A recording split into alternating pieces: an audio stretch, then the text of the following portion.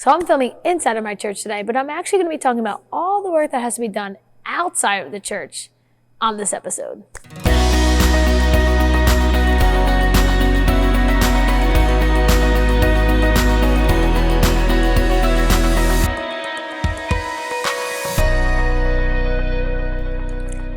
Well, welcome back to another episode of Youth Ministry Insights, and welcome to my church. I'm happy to have you here.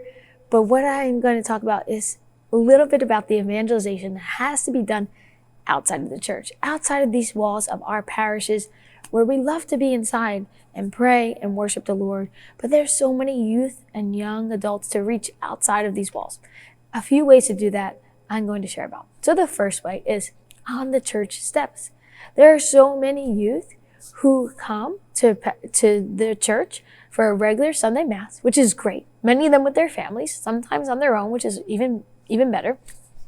And these youth maybe haven't made the jump from coming to Mass to your ministries. Maybe the invitation was never there, or they just haven't had the time, or they haven't made the time, or nobody asked them to come, or they maybe had their own perception of it, and nothing was there to break that perception that was preconceived. And so our job as youth ministers is to invite. You could do this a couple different ways. First, just standing out on the church steps, greeting the youth and their families and all that come into the church doors on a Sunday morning for all of the masses. Just staying there and saying hello to them, being a presence. And if you can, catch that youth that you see regularly, but you never talk to, and say, hey, I see you at Mass every week. Did you know we have a meeting tonight? Or we have a meeting later this week? Or we have this big event coming up? And share about it with them for a few seconds, give them a couple little details about it, and invite them.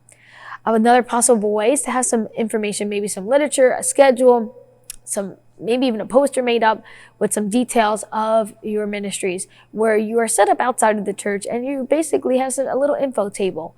You can even have some of your core team leaders or volunteers or other members of the youth group there to be a presence and to share that information as well. So on the church steps. Now we need to go beyond the church steps to the local areas where youth meet. Their sports games, their plays, their different activities.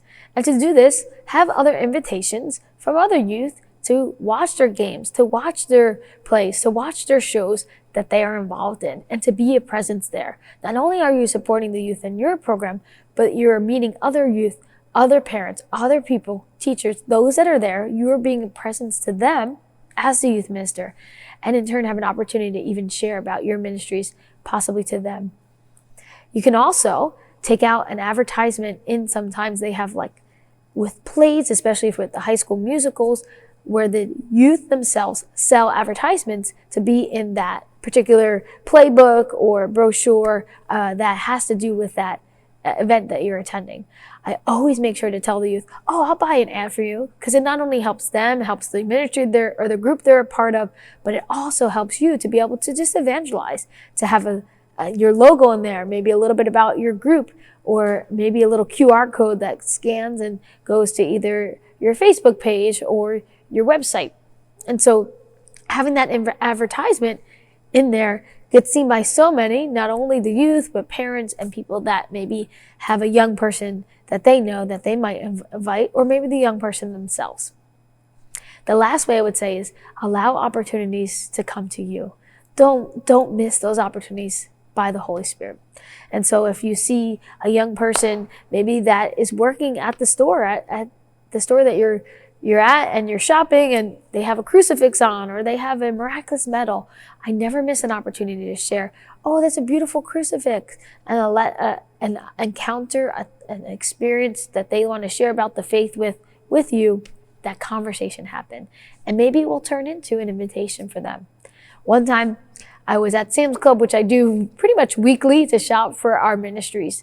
And while I was there was this young man, and he saw me have a whole full cart of different snacks and things. I was going out to my car, and he said, oh, can you use some help? And this young man worked for Sam's Club. I said, oh, sure. I'm going to turn down the help. So he's helped me unload the sodas and the different things. And he said, what are you doing with all this stuff? Are you having a party? And I said, no. It's for my youth group and my young adult group I run at the church down the street. Our Lady of Peace. Have you ever heard of it? Oh, yeah, I heard of it. I go to St. Peter and Paul. I said, well, I don't think they have a young adult ministry, do they? He said, no. I said, you're welcome to come to ours. How old are you? And he was within the age group of our range, which is 18 to 28 years old. I happened to have a schedule on me. I got it out of my car, gave it to him and said, yeah, we meet every Monday. If you ever want to come, here's the schedule. And sure enough, the next Monday, he was there. And he's been a regular member of our ministries for the time he was able to come as a young adult.